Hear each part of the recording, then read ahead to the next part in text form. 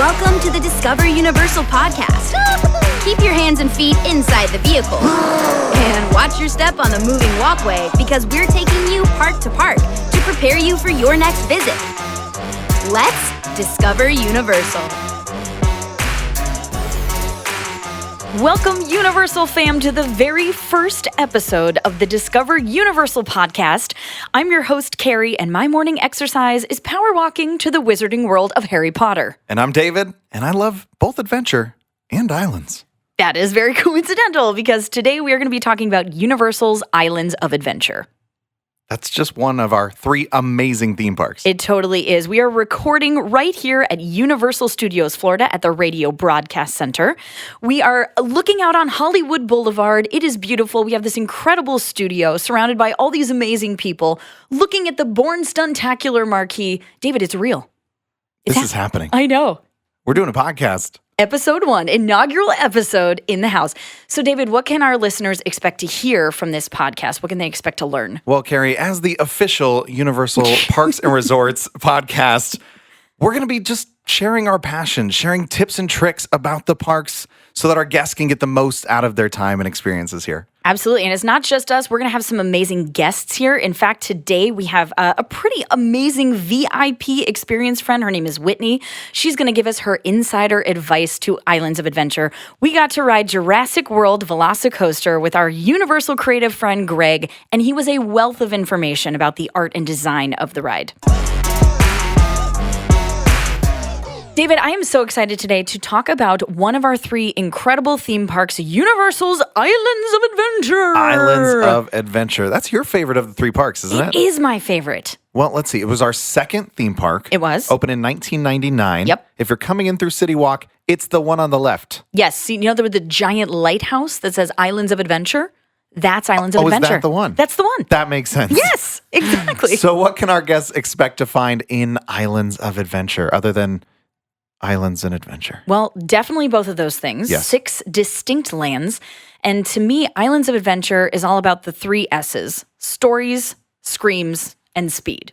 That was good. That's 3 S's. That's right. Okay. So Number break 1, those down. What are you talking about? You're going to get fully immersed in the stories that each of those lands tell. So you're going to get to see, eat, do, smell all of the excitement about all of those lands. I can't wait to smell them. I know. I'm telling you. So we're getting up close and personal with dinosaurs in Jurassic Park. That's right. We're swinging alongside superheroes in Marvel Superhero Island. Bingo. And we are getting magical with the Wizarding World of Harry Potter. That's what it's all about. Okay, I like We also that. got the screams.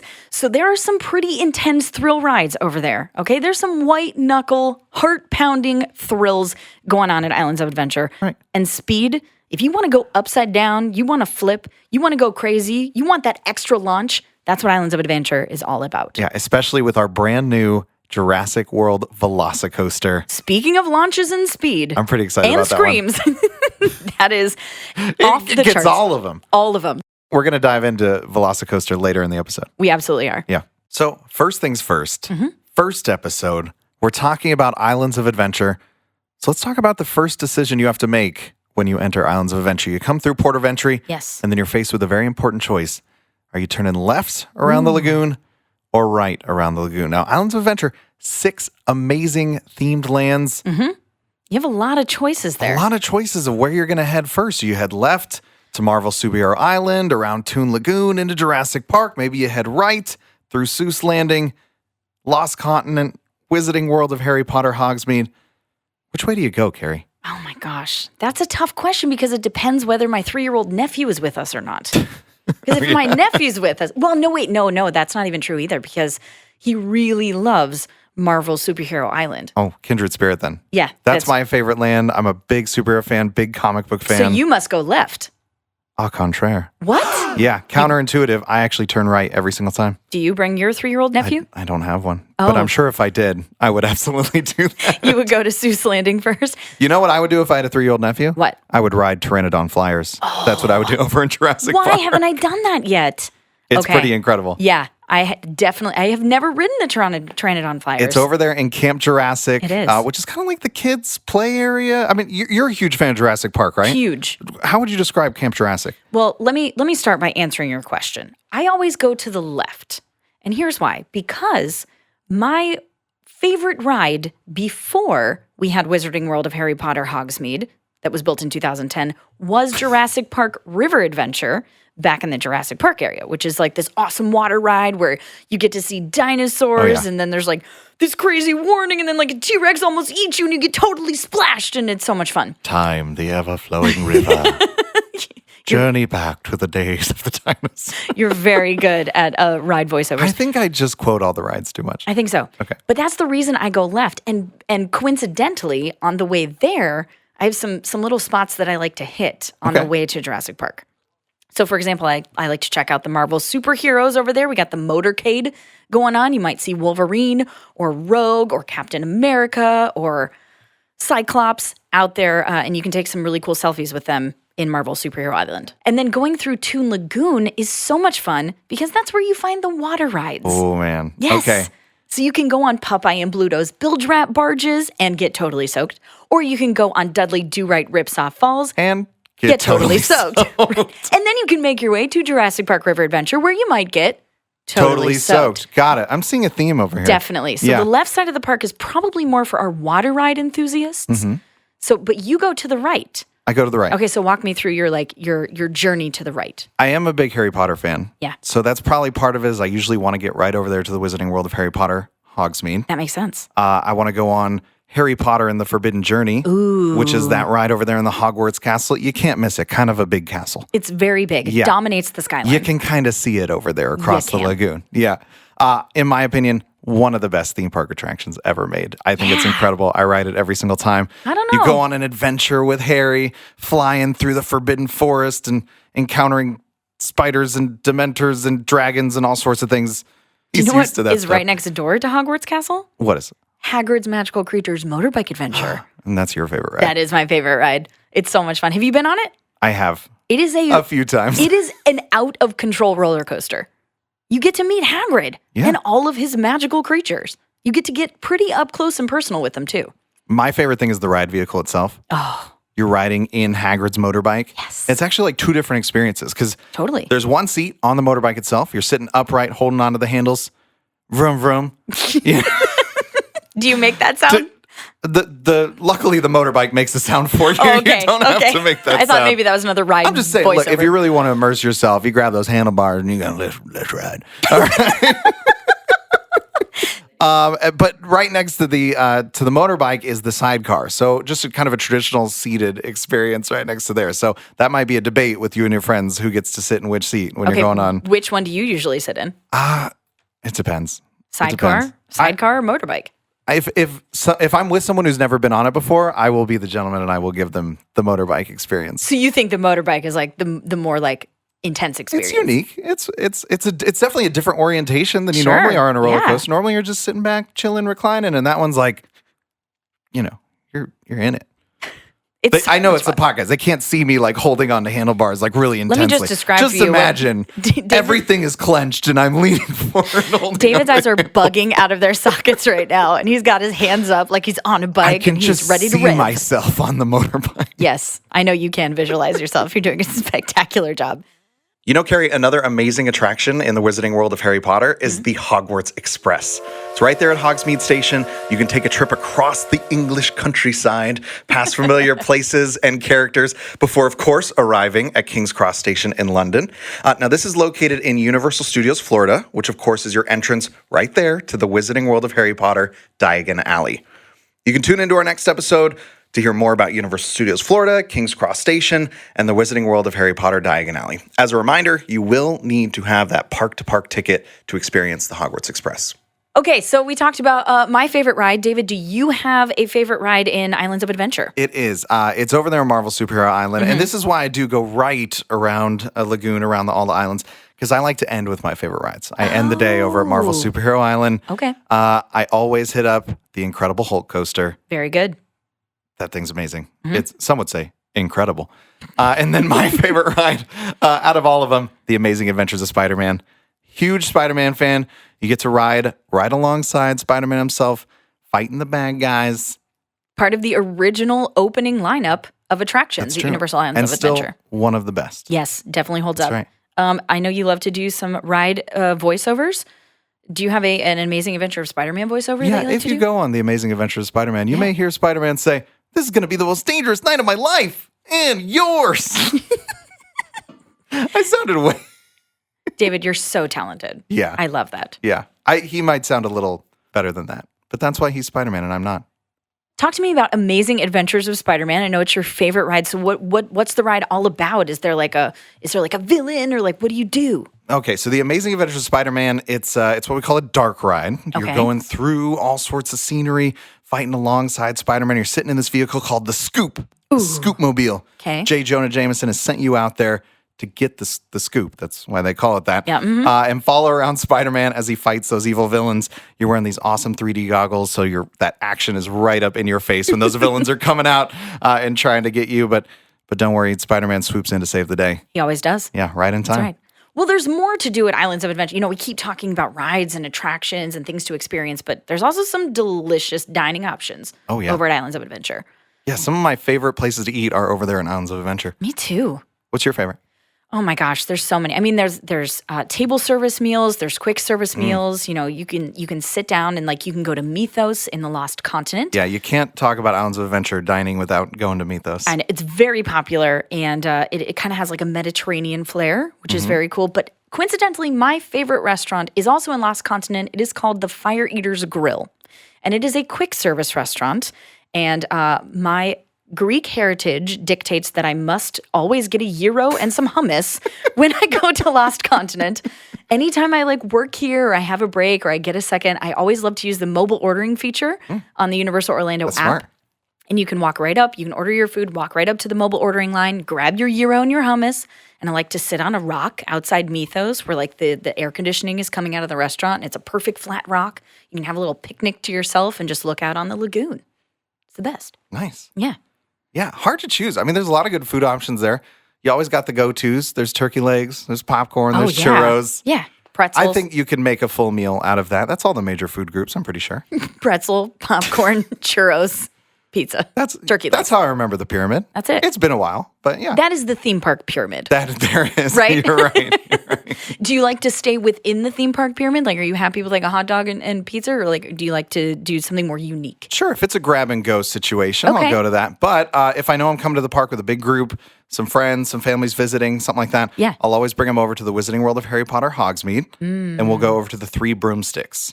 They have all sorts of amazing kind of, I guess, describe it as like pub fare, right? All this Yeah, kind sure. of British food, fish and chips, that kind of things. Yeah. Bangers and mash. Oh, so good. It's so good, right? Yeah. But they have one thing on the menu called the Great Feast.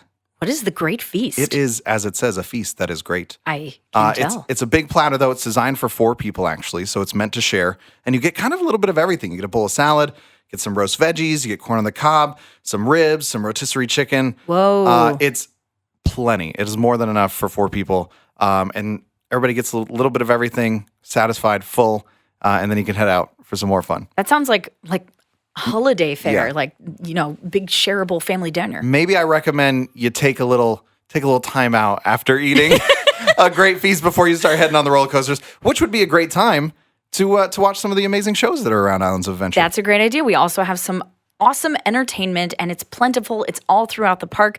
There's some strolling entertainment. There's some live shows that you can watch on stages, which is a lot of fun. Gives you some time to digest your great feast, of course. It's important. In fact, right across from the 3 Broomsticks is a special stage at the foot of Hogwarts Castle where you can find 2 awesome shows. One is a musical show called The Frog Choir, and the students of Hogwarts, the choir, come out with some singing frogs. And I don't know how they taught the frogs to sing, but they're like really good. It's better you don't question it. Yeah, it's just magic. The answer is, when you see something cool in the Wizarding World of Harry Potter, the answer is it's magic. magic. Yeah. Also alternating on that stage is the Tri-Wizard Spirit Rally, featuring the lovely ladies of the Beauxbaton Academy and the proud sons of Durmstrang. Now, the lovely ladies, of course, have their ribbon dancers, and they're dressed so beautifully, and they're doing all these gorgeous, graceful moves. And then the Durmstrangs come out there, and they've got like staffs, and they're doing acrobatics, and they're banging stuff on the stage. It's just a nice dichotomy out there. You get a little something of everything in the Tri-Wizard Spirit Rally. And if I'm in a group, maybe my friends have their kids with them, we'll hang out at Seuss Landing for a little bit. Oh, Tons of stuff for the little ones to do at Seuss Landing. You got the Cat in the Hat ride. carousel. So much fun out there. It's a blast. Especially if you grew up, reading the Dr. Seuss books, loving those characters. They also have a show over there called Oh, the Places You'll Go, where they have a reader come out who actually shares some of the stories of Dr. Seuss. And they have all the amazing Dr. Seuss friends out there with you. The Grinch is out there, the Lorax, Thing 1 and Thing 2. Of course, the Cat in the Hat. He's there as well. They'll tell the stories, do a little dance. The little kids can jump up, dance along with the characters as well. It's a great time for them. It sure is. Yeah. So those are our sort of must-dos as part of Islands of Adventure. There's so much to do. There's so much to eat. There's so much to see. And there's so much to learn. And in that spirit, we are so excited to meet with a VIP tour guide. Her name is Whitney. Now, our VIP tour guides, they're total rock stars. They know everything there is to know. In fact, they do daily tours that they offer to our guests to give them some more insider information. And that's what Whitney's going to do for us today. We have a very special guest here in the studio for a segment that we like to call VIP Tips. We have Whitney from VIP Experience, and we wanted to ask a true universal expert for some tips, tricks, fun facts about Islands of Adventure. But first, let's start out. Welcome, Whitney. We want to hear about you. Tell us about your universal journey. So my universal journey started almost 7 years ago now. I took an interview for a merchandise location and ended up in guest services. So naturally, very yes. natural course all the way to guest services. Yes. Great. In my interview, they said, you're going to be a tour guide one day. I had no idea what that meant. Aww. And I jumped right in and absolutely loved it from day one. Speaking of, we are here to talk about Universal's Islands of Adventure. My favorite theme park is Islands of Adventure. So I'm curious, from an expert, from a VIP tour guide, what is the story of Islands of Adventure? Islands of Adventure is very unique. It has lots of different islands, and they're all connected by bridges. So originally, the concepts were all different literary experiences that you can really jump into and experience firsthand. So you walk right into an original concept in Port of Entry. So every shop is part of the story of Port of Entry. The Confisco Grill, that's a very popular restaurant. Yes. It's actually all the confiscated items from all the islands throughout the park. Hence Confisco. Yes. Light bulb, just figured that out. Yes. That's very cool. So you're walking into a port where all of the sailors would bring their confiscated items from the different areas that they explored, and they would bring them to Confisco. Did you just see my mind blow? I didn't know any of that. It was incredible. I know there's so many little details to pick up because when you look up, above the shops, you see little signs and displays, and you can even hear some bits of people talking up there. Yes. Yeah. When you go into Confisco, if you look up, there's a symbol from each of the islands. So there's a character from Toon Lagoon. There's a character from the Seuss books. There's something from everywhere, including the Wizarding World of Harry Potter. It's really cool. Yeah. And that's an area where people, they're so excited just to get right to the park that they don't even realize they're passing all that amazing detail. Next time we're going to have to check that out when we go past Confisco's, is look at the symbols. It's so immersive. You sound so passionate talking about all these different lands. Do you have a favorite land? Seuss Landing is not only part of my childhood, but learning about it, we learned so much information. The Zax statue was actually the very first thing built in Islands of Adventure. Really? Wow. And the story of the Zax is that they're so stubborn that they won't go in the different direction. And so they just stand there, and this town builds up around them. So we built the park around them. So speaking of direction, we have a very important debate. Okay. When you go into Islands of Adventure, do you turn left or do you turn right? Do you turn left to Marvel Superhero Island or right to Seuss Landing? It depends on how hot the day is. Because if you know it's going to be really hot at 3:00, you want to go towards Seuss Landing first, and then you get the water rides by 3:00. Oh, that's smart. Okay, now in my head, I was like, of course I'm going to go left because Toon Lagoon is right after Marvel Superhero Island, so I'm going to hit those water rides first. Very interesting. Good strategy. I love that. Okay, Whitney, we are here at the part of the interview where we get to play a little game with you. Since you are the VIP expert and you have all the information, I understand we're going to play a game called Two Truths and a Lie, where you are going to try and stump David and I with some obscure hidden gems or tips or tricks or Easter eggs about Universal's Islands of Adventure. Ooh, okay. I have no idea how this is going to go. Me either. We're either going to be stumped incredibly easily or we're going to know exactly what it is. But we got two heads. Two heads are better than one. David true. and I think we can pull this off. You think so? Okay. Okay, I'm ready.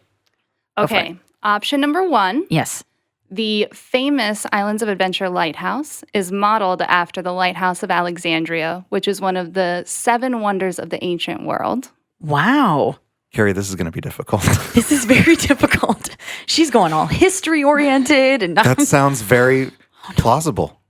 yeah. Okay. They probably had a lighthouse, right? So the lighthouse was modeled after the one in In Alexandria. Alexandria. Like Egypt, Alexandria? Mhm. Okay. Okay. An Egyptian lighthouse. We'll take that into consideration. What is number 2? Number 2 is the lagoon in the center of the park is named the Adventure Lagoon. That's a real creative name. Definitely. That sounds very plausible. What else would you call it? The Islands Lagoon? No, that doesn't The make any Islands sense. of Why not? The Lagoon of Adventure? Ooh. They should have thought of that one, huh? No. Okay. Those are both plausible. Adventure Lagoon. Adventure Lagoon. Okay, it makes sense. Okay. Simple. All right. Okay. And what's our third option? Option number 3 is our best restaurant in the park, Mythos, Yes. is actually held up by Atlas on the back side because Atlas was doomed to hold up the world according to Greek mythology. So in our park, he holds up the restaurant. I should have paid more attention in history class, Yeah. honestly. We could pick that apart a little bit. She did say the best restaurant, which is debatable. That's subjective right there. Maybe to her, it's the best restaurant. To many, it is the best That's restaurant. true. It is world recognized. According to Theme Park Insider, it was the best restaurant for 6 years in a row. We'll accept that supposition for now. It's Okay. not too far off. It is a very Okay. delicious restaurant. But So- the important part was Atlas is holding up the back of the restaurant. Yes. I've only been back down by the water once, and I don't think I looked back at the restaurant. I can't remember. I go down by the water literally every time I'm in Seuss Landing. I go down by Sneech Beach Okay. to cut through so I can go over the bridge to Lost Continent so I can get to Hagrid's Magical Creatures motorbike adventure. And I used to hang down in front of the Discovery Center by the water in Jurassic Park. We are not very observant. We should have gone and hung out by Okay, Mythos. David, Okay. what do you think? Two of these are true. Egyptian One of them Lighthouse, wrong. Adventure Lagoon, or Atlas holding up Mythos? Adventure Lagoon has got to be a sleeper. It's too simple. I know. Okay. There's a lot of always- statues on Mythos. There are. I feel Because like I there's the see, faces in the fountain that you Right. walk by on the front. right? So would they put more statues on the back? Of course they would. Because you want to see it across the water. Yeah. Okay. Okay, I think the Atlas they is have- probably true. Did they have lighthouses in Alexandria? That's my question. Is Alexandria even on the water? Ooh. This became a geography question I now. know. This isn't fair. We gotta call up a geography professor. I need a lifeline from a historian. I think it's the lagoon. I think the lagoon is not named Adventure Lagoon. What do you think?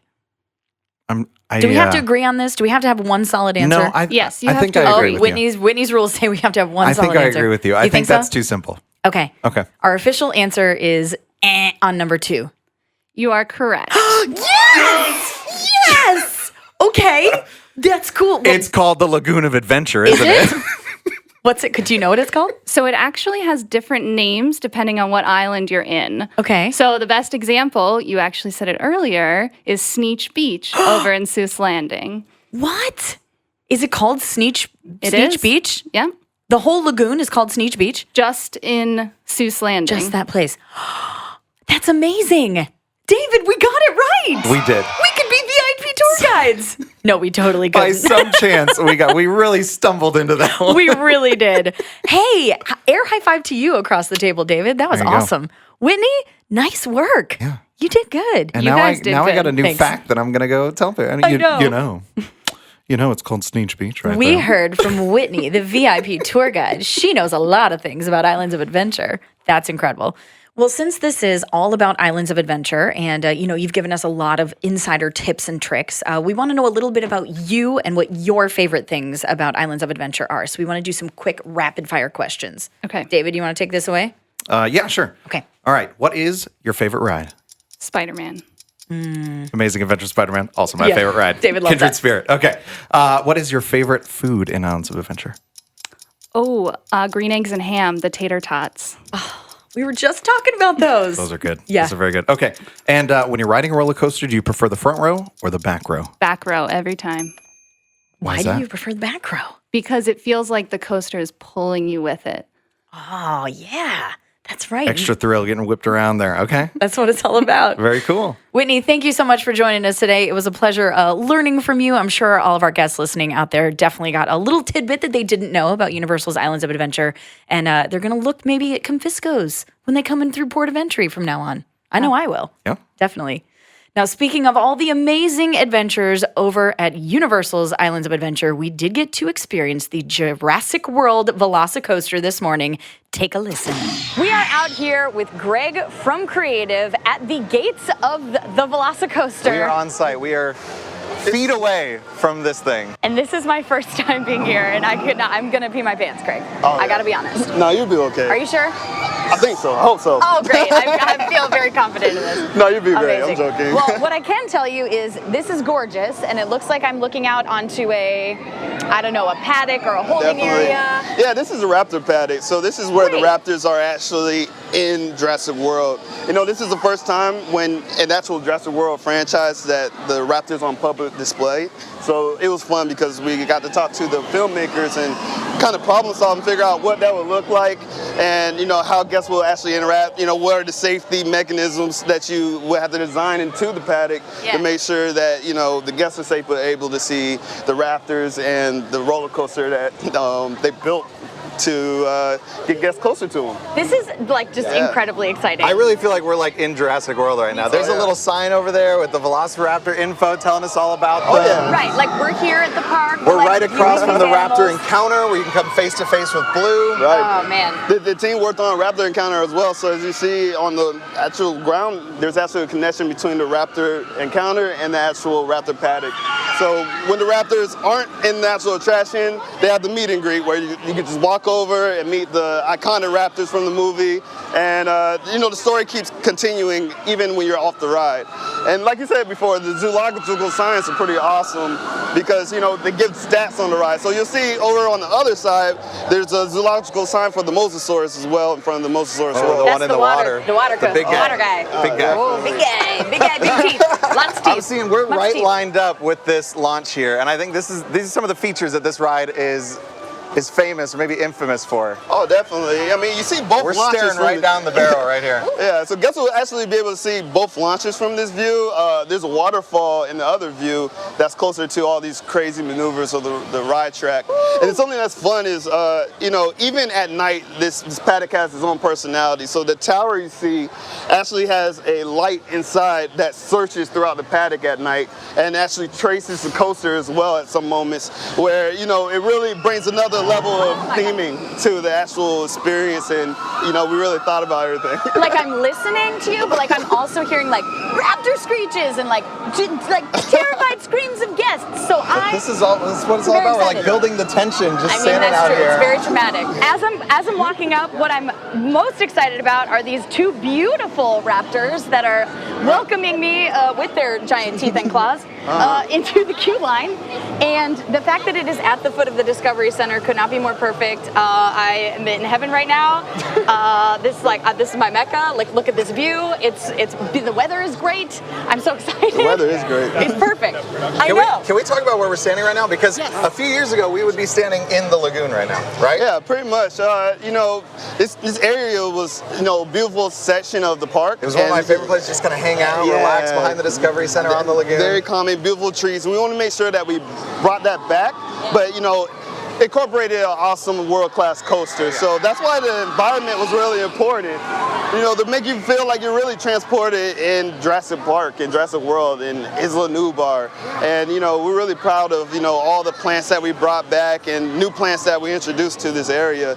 And, you know, even over there, while you're in the queue, you'll see the barrel roll go over the water right next to you. And it's just unforgettable. How do you feel standing here, like looking at it up close? It's so tall. It's so fast. tall. I'm ready. I think I'm ready. It's gonna be great. Here goes. Wow. Oh my gosh! I can't believe the raptors chase after it. It's like blowing on the window. Oh my gosh. That's like an iconic moment. That reminds me of like the kitchen scene. This is, I mean, for our real techno fans, this is like next level animated figures here. Oh. These are incredible. Unbelievable. There's Raptors on both sides of you, and as you see this, I didn't even see the other side. Oh, You guys yeah. are blowing my mind. you know, this is where, you know, Claire and Owen are standing in front. It's on the posters, and, you know, you've been in this space with no windows, very intimidating. You get this big reveal, and you're really transported into Jurassic World. You're seeing the roller coaster just fly by the window. There's foliage, landscape going up the rockworks. You see raptor claws in the actual concrete.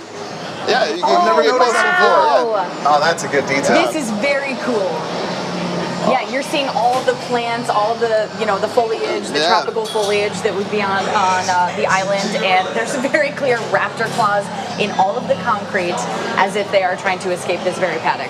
And we've even got our control booth over here. Like, that's the people Yeah. controlling the raptor paddock, keeping an eye on Of everything. course. The question is, are you ready to ride? I'm so ready. You ready to run with the raptors? Yeah, I'm definitely ready. Yeah. Are you ready?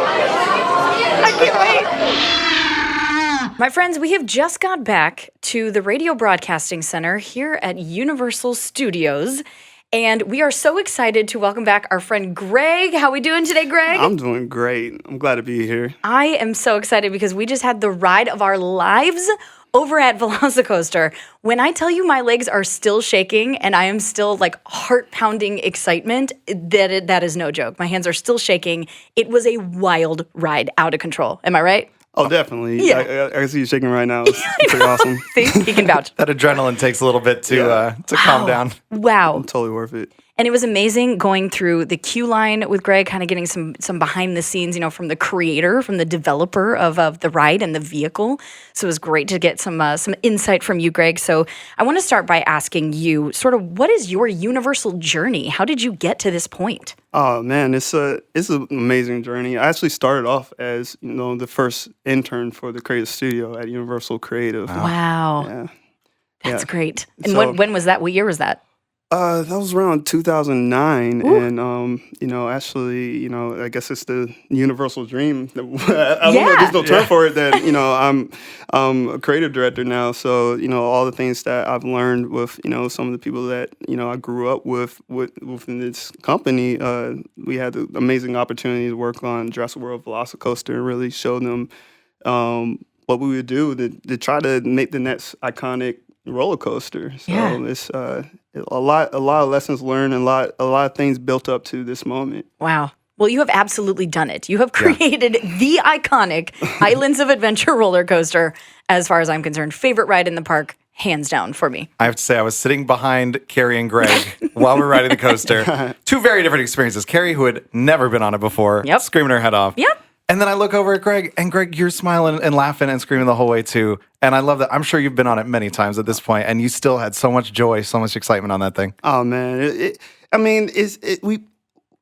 we put our soul into this ride, and, you know, everything is there for a reason. So when we see the reactions, we're actually excited for people to ride for the first time. And to tell the truth, we're actually kind of jealous of people who know nothing about the ride, and it's their first time riding it. You know, we design it, and we know every turn. We know where the rock rig is. We know where the raptors are.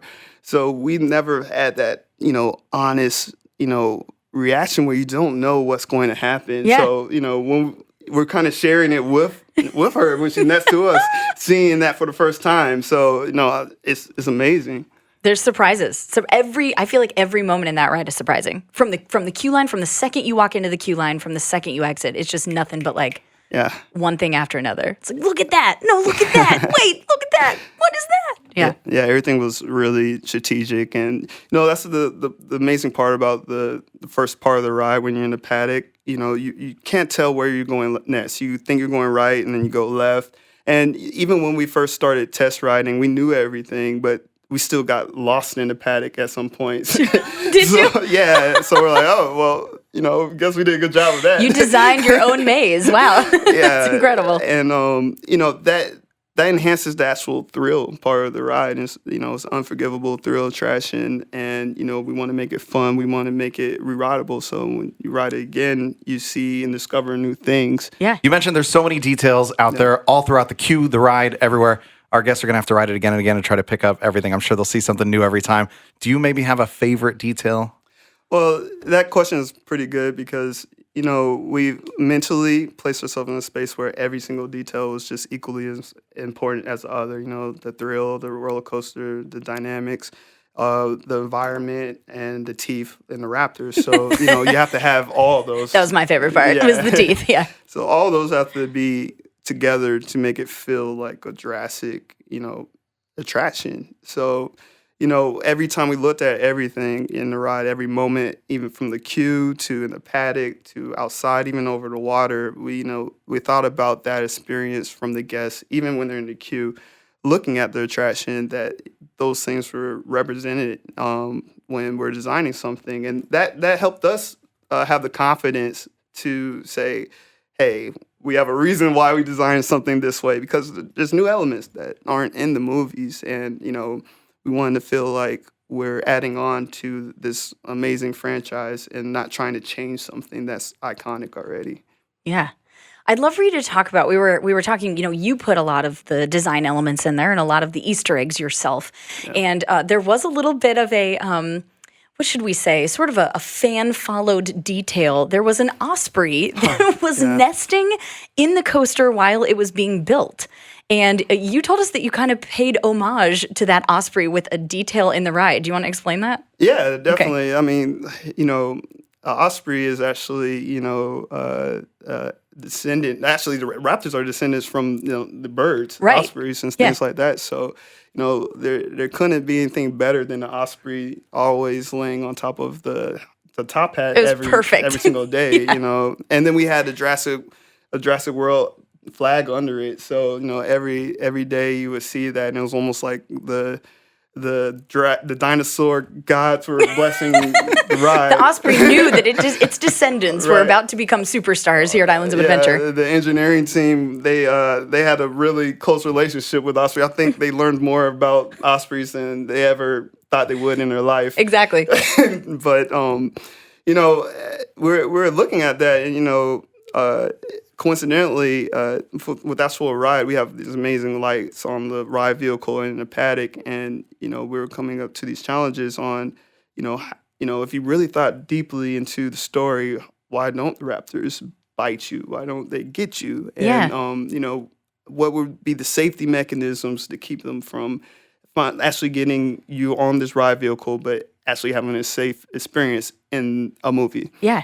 So this is going to get really, really nerdy, but I love it. That's what we want to hear. We're so nerdy. Let's do it. Yes. So we did some research, and there's actual studies where they used LED lights in different colors, blue and red, for aviation kind of tests to keep birds from hitting airplanes, and different colors, the birds will fly this way and that way. And knowing that raptors had this connection to ospreys, it just made sense that this lighting package that we have on the ride, it has a meaning to the story. And in the queue, we have a little Easter egg that actually explains what I just said, and it has the osprey in there.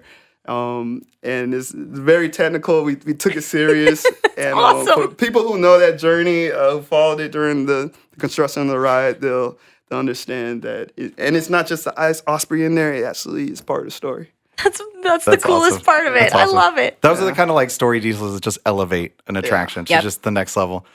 So, Greg, we would love for you to simulate your best. Oh my God. We figure you've spent a lot of time with these Velociraptors. Oh my God. We want to hear your best raptor sound. Oh my God. You got this. It's funny because I'm thinking different ones, right? Because we have the raptors. Yeah, right. They have this weird this pretty cool purr thing, but I know I'm not gonna be able to do it. So I'm thinking just the regular the caw thing. So I don't want to do the purr because they have this purr that's I'm not doing that. I'm sorry. The barks the barks were pretty epic the though. The barks are good. I am so sorry. I am so sorry. That was amazing. If you're listening to this right now, I apologize. I can't do it. Hey, we invite our guests, go buy a Velocicoaster, try to make your own raptor sounds. Exactly. You can stand outside of the paddock and do your own. Oh my God. I was trying to do that purr. That's pretty good, right? That's it. Oh my God. You kind of sound like a car engine, like. Man, you could have saved us time. We could have just called you. And I was put you in available. I don't know. I don't know. Next time we just Going on my Available resume. for Raptor voiceovers. voiceovers. All right, Greg, we are nearing the end of the interview, but we do want to ask, because this podcast is about the entirety of Universal's Islands of Adventure, we want to ask us some rapid fire questions for you. Let's go. Okay? David, you want to take this away? Yeah, this might be an easy one. Your favorite ride? Jurassic World Velocicoaster. Yeah, Shocking. I thought so. Yeah. Your favorite food in the park? Churros. Little churros. Of course. Mm-hmm. Okay. They have this new churro that's And? blue. Front row or back row? Ooh. I like back row at night. That's my favorite. Ooh. Back row at night is my favorite. Yeah. Any reason back row's better? You feel a lot more of the thrill in the back row. And at night it's really cool because all the lights on the seats are reflecting, and the track's black. So at night it just looks like you're just flying because you don't see the track. So What are we doing later? Maybe we can go back. That's the next evolution of our ride experience is we have to go back row at night. It's so good. That's right. Yeah. Well, Greg from Creative, I want to thank you so much for spending time with us. This was an incredible experience getting to go through the queue, getting to ride the ride with one of the creators. It elevated our experience of it, and I hope our listeners got some really cool tidbits as well. So if you haven't done so already, come on over, get on this Velocicoaster. It's incredible. You will not regret it. Yeah. Thanks, Greg. Thanks. What an episode, Kari. Incredible. We learned so much today. We did so much today. We did. So many guests. I think we got to recap. We got to distill this down. Let's take 5, rewind, and talk about our top 5 takeaways from today's episode. All right. Number 1, we'll start with a must-do. Oh, that's got to be Jurassic World Velocicoaster. Yeah, that's an easy one, guys. Absolutely. Our newest attraction, if you heard it in our voices, it's incredible. We had such a great time. You're going to want to ride it again and again and again. Officially number 1 favorite ride in all 3 parks, hands down, no question. Yeah. Yeah. Absolutely. You agree with that? Oh, yeah. All right, number 2. What is the best hack that we learned today that our guests can use when they come visit Islands of Adventure? The one that comes to mind when we were talking to Whitney from VIP Experiences kind of blew my mind a little bit. We were talking about the water rides over there in Toon Lagoon. Yeah. And she said, if you want to ride the water rides, get there later in the day. I mean, she named 3 o'clock. She has it down to a science, She obviously. does, yes. But yeah, wait until the hottest part of the day, later in the afternoon, maybe towards the end of the day. Yeah. So you can enjoy those water rides. You won't worry about getting soaked. Yeah. Because you're going to be right back into the hot day and dry off real quick. In fact, I think she said she usually chooses the route to the right because by the time she gets all the way around the lagoon, it is time for those water rides. Yeah, so it's it kinda time for a little leads her refreshing douse of water. right to it. Yeah, very good guest hack. Very good cool. idea. All right, what else we got? Number 3, I think we really learned today that it's important to take time to kind of immerse yourself in the details. There's so much to discover out there. Definitely. The entire park is full of lore. There's myths, there's legends, there's really cool stuff to see. Whitney mentioned on Confiscos, each of the 6 lands are represented by an item. Also in Mythos, we have Atlas literally holding up the island. That's a really great photographable spot. And we heard from Greg from Creative, who designed these attractions. They put so much love and passion and attention to detail in there. Oh, yeah. And you just keep an eye out for those things. The little scratches on the concrete at Yeah. Velocicoaster. Absolutely. All these little elements add to the story, and I think it's going to really improve all of our guests' enjoyment of these 100%. rides as well. Number 4, your best friend, the best tool in your guest toolbox is to use the official Universal Orlando app. Now, not only is that going to give you wait times, it's going to give you show times, it's going to give you an interactive park map, but it's going to save you some time. You can use that mobile ordering feature to roll up, like I said, at Fire Eater's Grill. You can order your food ahead of time. You can spend that time doing other cool stuff. And my favorite thing about the mobile ordering is that a lot of the menus actually feature photos of some of the food items. That's perfect. Get your appetite up. Super easy, especially if you want to do those re-rides. If you might want to hit Velocicoaster like once, twice, 3, 10 times, use that official Universal Orlando app to see the wait times and budget your time accordingly in the park. And number 5, our biggest takeaway today, we were able to ask both of our special guests today, Greg and Whitney, if they preferred the front row or the back row. Now, our guests were both pretty quick to say that they prefer the back row. David, what is your response? Front or back? I got to go back row as well. I like the thrill. I like getting whipped around. Today, when we rode Velocicoaster, we sat in the very front, which was a pretty incredible experience. Yeah. As it is, you really have nothing between you and the ride. You get to see firsthand. But we're wondering, what do you guys prefer? Good question. Front row, back row? Where my middle row people at? Middle row? Who likes to not ride the ride and hold their friends' bags? That's also a very important part. It is an important of job. roller coaster mania is hanging out and being the first person that they greet after they got off the coaster, and they're so excited.